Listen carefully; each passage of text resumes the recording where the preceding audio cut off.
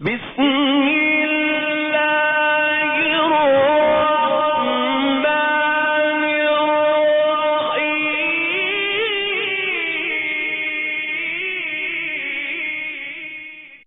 الحمدللہ رب العالمین صلی اللہ علی نبینا محمد وعلی آلہ وصحبہ اجمعین اما بعد۔ بات چل رہی تھی کہ گناہوں کا کفارہ کیسے ہوگا، گناہیں کیسے بغیر توبہ کے بھی معاف کی جا سکتی ہیں۔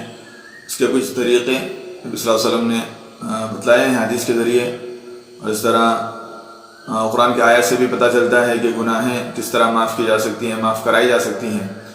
تو اس سلسلے میں آج ایک قرآن کی آیت میں بیان کرتا چلوں۔ اس کے اندر سورہ آل عمران کے اندر اللہ تعالیٰ فرما رہا ہے کہ اگر تم اپنے گناہوں کی مغفرت چاہتے ہو اور اپنے گناہوں کو معاف کروانا چاہتے ہو تو میرا ایک کام کرنا ہوگا۔ کیا؟ قل ان کنتم تحبون اللہ، اے نبی آپ کہہ دیجئے ان کنتم تحبون اللہ، اگر تم اللہ سے محبت کرتے ہو، اگر تم کو اللہ سے محبت ہے، فاتبعونی، تو کہہ دیجئے کہ آپ میری اتباع کیجئے، یحببکم اللہ، تو اللہ بھی کیا کرے گا؟ تم سے محبت کرے گا، ویغفر لکم ذنوبکم، اور تمہارے گناہوں کو معاف کر دے گا، تمہاری مغفرت فرمائے گا، واللہ غفور الرحیم، اور اللہ کیا کرنے والا ہے؟ بخشنے والا اور رحم کرنے والا ہے۔ اور یہاں سے اس آیت سے پتہ چل رہا ہے کہ اپنے گناہوں کا کفارہ اگر چاہتے ہو تو نبی کی اطاعت ضروری ہے، سنت نبوی ضروری ہے، زندگی کے اندر نبی کی سیرت لے آنا، نبی کی سنتوں پر عمل کرنا، یہ بہت ہی بڑا عمل ہے، بہت ہی ضروری عمل ہے۔ اس کے بغیر جو ہے انسان کی زندگی میں کامیابی ہرگز نہیں ہو سکتی۔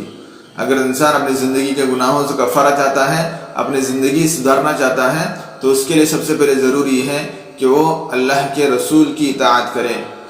یہاں پہ جو ہے اللہ نے قرآن کی آیت کے اندر فرمایا فاتبعونی، کہ تم میری اطاعت کرو، نبی کے ذریعے کہلوا رہا ہے کہ تم میری اطاعت کرو۔ یعنی اس کا مطلب یہ ہے کہ اپنی زندگی کے تمام اصول و ضوابط جو ہے سنت کے طریقے پر ہونا چاہیے۔ ہر ایک طریقہ سنت نبوی ہو، چاہے صبح کا سونا ہو یا صبح سے سو کر اٹھنا ہو، رات کا سونا ہو، سارے زندگی جتنے اعمال ہیں تمام کے تمام اعمال سنت نبوی پر ہونی چاہیے۔ لیکن آج ہمارا حال یہ ہے کہ صبح اٹھتے وقت دعا پڑھنے کی دور، رات کو سوتے وقت بھی ہم کو دعا یاد نہیں ہے۔ نبی صلی اللہ علیہ وسلم نے صبح اٹھتے وقت دعا بتلائی ہے، رات کو سونے کے ٹائم دعا بتلائی ہے کہ سوتے وقت کیا دعا پڑھیں، صبح اٹھتے وقت کیا دعا پڑھیں، باتھ روم جاتے وقت کیا دعا پڑھیں، باتھ روم سے باہر آتے وقت کیا دعا پڑھیں۔ ہر ایک طریقہ اگر آپ صلی اللہ علیہ وسلم نے ہم کو زندگی کے ہر ایک طریقہ جو ہے بتلا کے گئے ہیں، لیکن ہمیں کیا کر رہے ہیں کہ ہم لوگ اس طریقے پر عمل نہیں کر رہے ہیں۔ اس لیے جو ہے آج مسلمان بالکل خسارے میں ہے، مسلمان کو آج بہت ہی نیچا دکھایا جا رہا ہے، آج مسلمان کی کوئی ویلو نہیں ہے۔ ایک زمانہ تھا کہ مسلمان کے خوف سے جو ہے پورا جو نان مسلم تھے، جو غیر مسلم تھے، مسلمان کے نام سے ڈرتے تھے، لیکن آج ماحول ایسا ہے کہ مسلمانوں کو پاؤں کے نیچے دبایا جا رہا ہے، مسلمانوں کو جو ہے عزت و آبرو لوٹی جا رہی ہے۔ اس کی وجہ یہ کی ہے کہ ہم نے سنت نبوی کو، دین اسلام کو چھوڑ دیا، ہم نے اس سے کنارہ کشی کر لی، ہم نے اس سے اپنا منہ موڑ لیا، تو اللہ نے بھی اپنا ساتھ چھوڑ دیا۔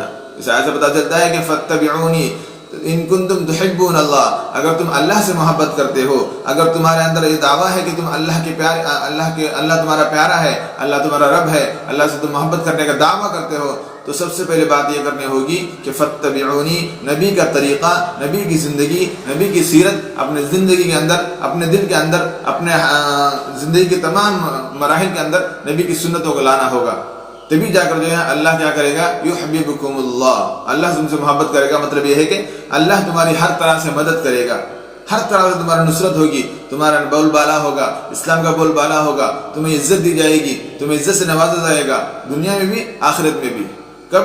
جبکہ فاتبعونی، نبی کی سنتوں کو عمل کیا جائے، نبی کی سنتوں پر اپنی زندگی گزاری جائے، تب جا کر جو ہے اللہ تعالیٰ دنیا کے اندر بھی عزت دے گا اور آخرت کے اندر بھی عزت کی زندگی دے گا۔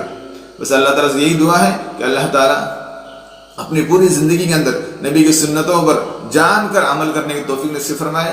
آمین۔ السلام علیکم ورحمۃ اللہ وبرکاتہ۔